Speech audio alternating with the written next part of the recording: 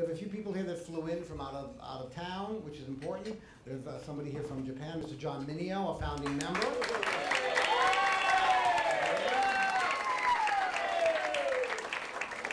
You thought I was going to forget you, didn't you? You know, no. No ideas. Anyway, and some other people flew in, which we'll mention later, and some people couldn't be here today, because of the weather and whatever. But we will discuss them later. So, without further ado, I want to introduce to you a fabulous woman who is a previous Dance Over 40 Legacy Award winner.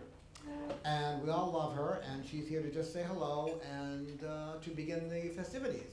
And that lady is the lovely Nicole Barth.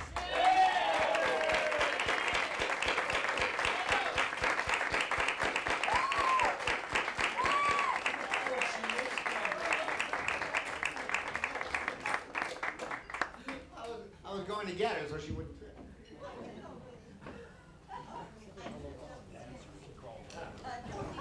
By this, I can't read my handwriting anyway. First of all, I want to congratulate all of you, these wonderful gentlemen, on the Legacy Awards. How close can I get? Okay. This way? I'm not used to speaking. It's a very special group. And I wanted to just also say what's great about the organization is we've worked with wonderful choreographers. They're gems. But if they didn't have these people and you people, you'd have a nice blank stage with some very pretty lighting. And it's really great that there is an organization that recognizes the backbone of all the years of theater, television, everything that we've done. So that to me was very important to say, and that's what I felt last year, because sometimes as time goes on, and you're not in the business very much anymore, you go, did I do that? Was there another life? And this, and this validates us, and it needs to be. What it meant for me, God, this is how beauty pageants start their speeches. What it meant to me is, I want peace. No.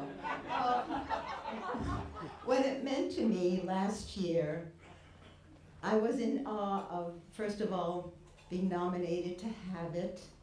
It came at the end of a very rough year, and it was so uplifting, and I was so thrilled.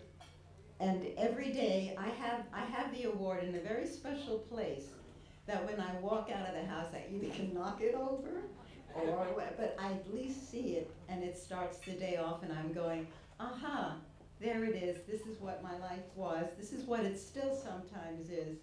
And it's just the greatest feeling in the world because it's coming from all of you. And it's such a community that when I'm here with you all, and when I've been with you in the past, and now here with these wonderful, wonderful gentlemen, there's such a sense of peace and relaxation and home, because this is our home. Doesn't matter what building it's in, you are our home. So I don't want to keep you any, I don't think I said anything.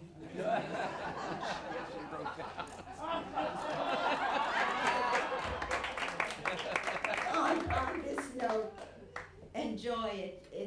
I don't know about you, I was a nervous wreck the morning of it. I'm a nervous wreck now, but just enjoy it, and you all deserve it, and there are many out there that do too, so enjoy the rest of them. Now, Nicole's going to pick, we're going to pick who's going to be first, who's going to be honored first from a hat, because they're all, we're good to know how to do this, so hold on, Nicole, get the hat. Oh, it's that hat. She's ignoring me. Oh, keep it going, honey.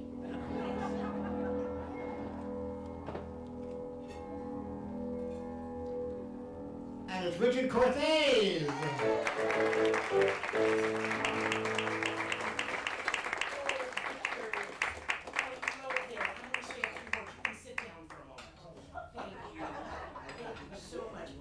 Richard has been around longer than I have. I didn't write this, it's on the paper. It says, I have you beat by about 5 years, I think. Richard's first Broadway appearance was in the revival of Pal Joey in 1950. And if there ever was a triple threat, it is he. One of Bob Fosse's staple of talented men, he performed in How to Succeed, Sweet Charity, Pippin, Chicago, Dancin', and actually a few Fosse flops that I don't remember. Here to speak about Richard is a dear friend, Jane Coleman.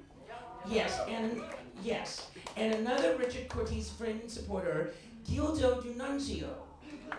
I can't pronounce it, but I'm sure I can do it. Welcome them to the stage.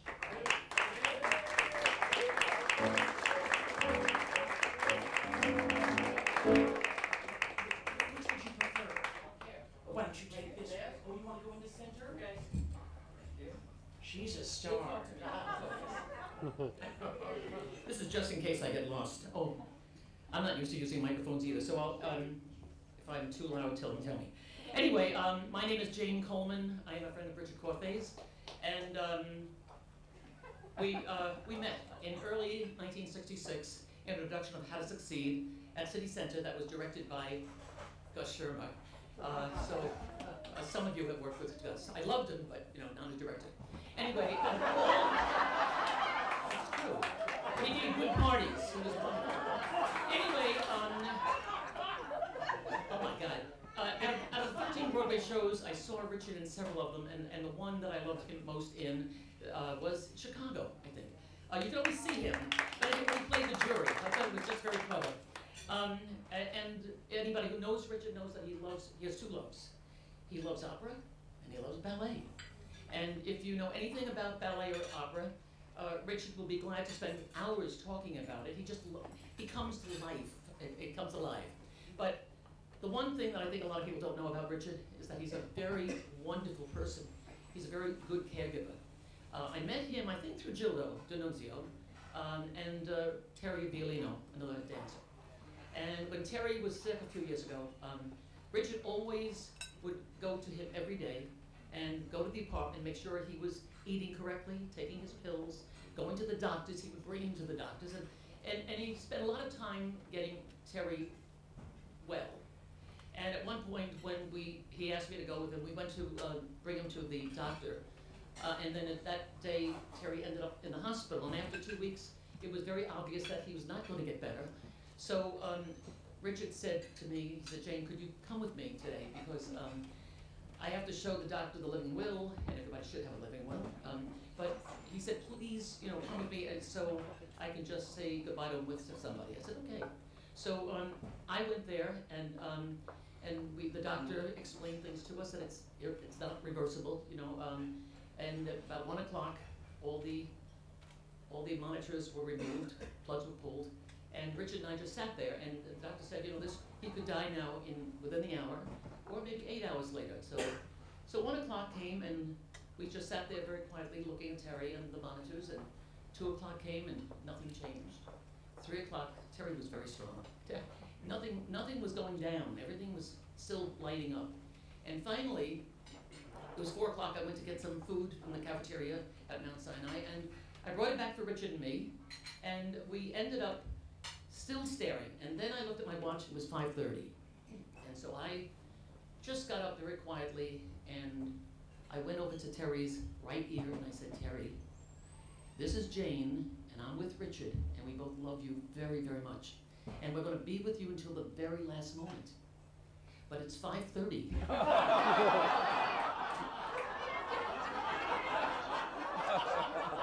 And I have to be at choir rehearsal at 6:30. I said, no, I'm at 104th Street and 5th Avenue. I have to get to 49th and 8th Avenue. I said, please, I love you. Could you help me out and hasten the process? And he did. He died, and Richard and I got out of the hospital just around 6 o'clock. And I know Terry got us a cab. We got out of Mount Sinai. There was a cab at 6 o'clock at night. And we had a very quiet ride back. And the fact that Richard still speaks to me is kind of nice, because I know he's rolling his eyes right now. I mean, I don't have to look. But anyway, I hope all of you have a Richard in your life, because I'm very blessed with having him in mine.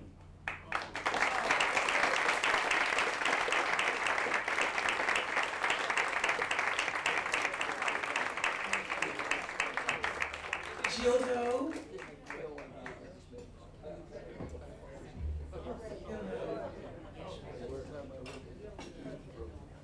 Hello? Can you hear me? Yeah.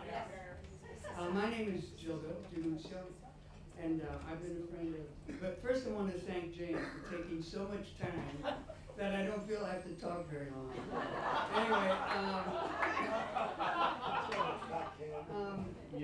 I bet there's nobody in this room that knew Richard when he was 18. Is there anybody? No. Richard and I are both from Chicago, and we studied music there in separate schools, and dancing in separate studios. And I don't think we ever worked together. Oh, but we did. We did something together. We worked at the Civic Opera House in Chicago as ushers. And even then, what is it that they do when, typecasting was very much evident even among ushers.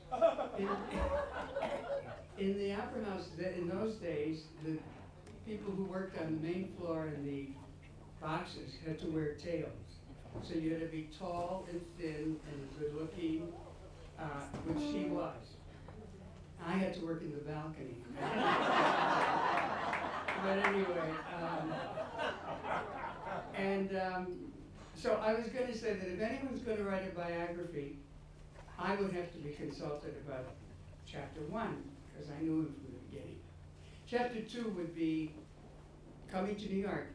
We came to New York together, didn't we? We rode in the same car, actually.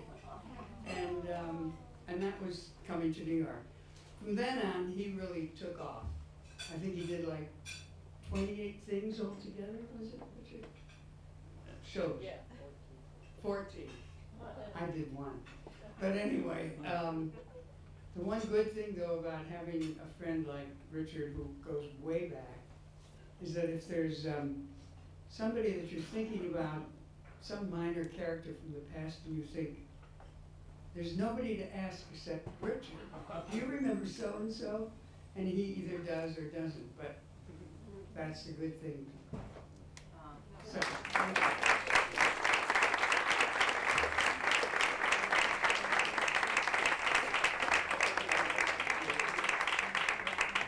All right, I'll just say, be very brief. Some of you know my favorite show in the world is Chicago. And of course I could go on for days, and I usually do, but Nick hates it when I do. I start, he goes, enough already, I know you love the show. But it's true, when I saw him, like Jane said, do the juror in Chicago, I was amazed. I mean, it was fascinating to hear him talk about how he created the characters, how he went from place to place. That was fascinating. When I started at Dances Over 40 as just a member, and I saw him in the corner, I thought, oh my God, I gotta go meet him. Oh my God, he's in Chicago. And once I became president, I knew I needed him on the board. I needed somebody like Richard that had the continuity and that knew everyone and everything about all the members. And he's our rock, he really is. I love him to death, he's fabulous. Mr. Richard Korthaze.